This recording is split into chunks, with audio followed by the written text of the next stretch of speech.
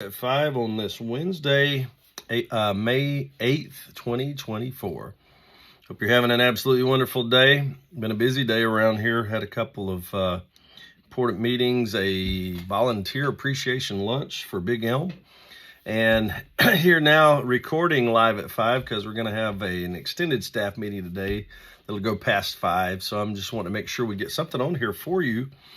Today, we are in Genesis chapter 23, looking at the prominent stories and passages in the Old Testament. And we're looking today at, like I said, Genesis 23.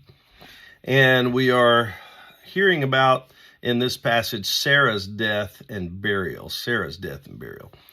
Verse 23, verse 1 starts like this. Sarah lived 127 years. These were the years of the life of Sarah. So Sarah died in Kirjath Arba, that is Hebron, in the land of Canaan. And Abraham came to mourn for Sarah and to weep for her. Then Abraham stood up from before his dead and spoke to the sons of Heth, saying, I am a foreigner and a visitor among you. Give me property for a burial place among you, that I may bury my dead out of my sight. And the sons of Seth answered Abraham, saying to him, Hear us, my Lord.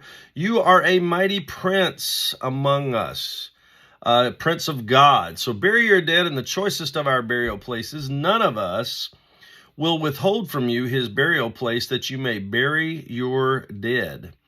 Then Abraham stood up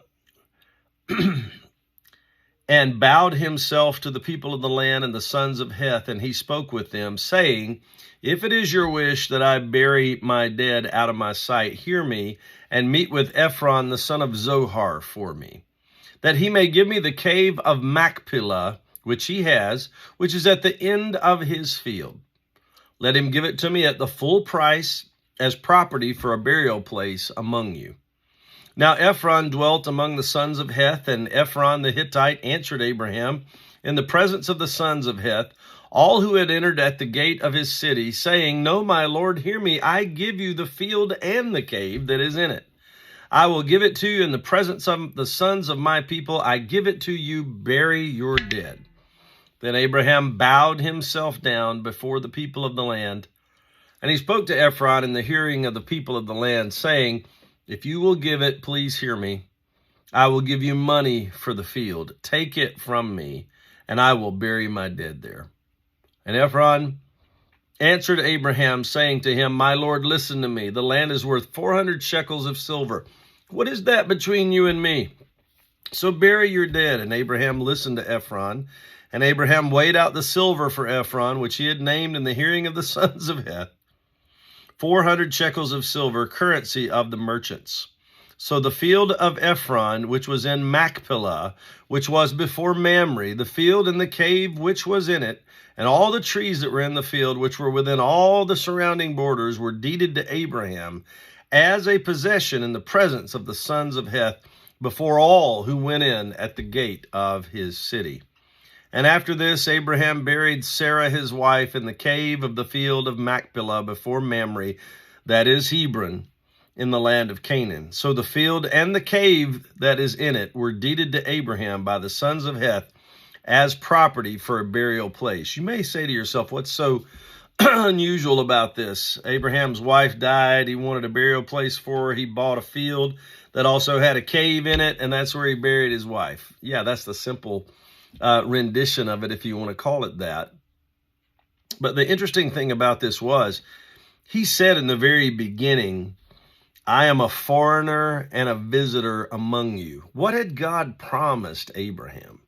He said, everywhere the sole of your foot treads, I will give you.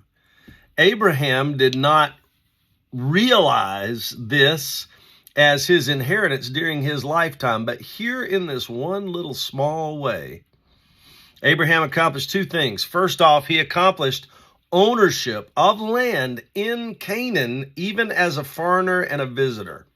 They were willing to let him bury his dead there. They were willing to even give him the land, but the laws of that day would say that the land was not truly Abraham's, that it never passed hands, and that it was still the property of Ephron. So Abraham wanted proof. He wanted a deed. He wanted to be able to say, I own land in Canaan. God promised it to me. I received it before I left the earth. As my wife died, I bought that piece of property and it was mine. It was deeded to me. God's promise came true in a small, small way. Secondly, he knew that that land would be his and his descendants, and he wanted to bury his wife in the land where she would be remembered.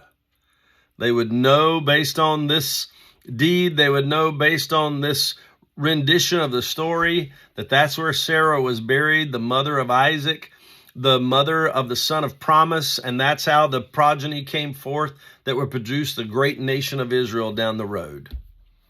These two things were accomplished: property in that land, and I'm going to bury my wife where I know that her family will be able to visit her grave down the road. This expressed faith.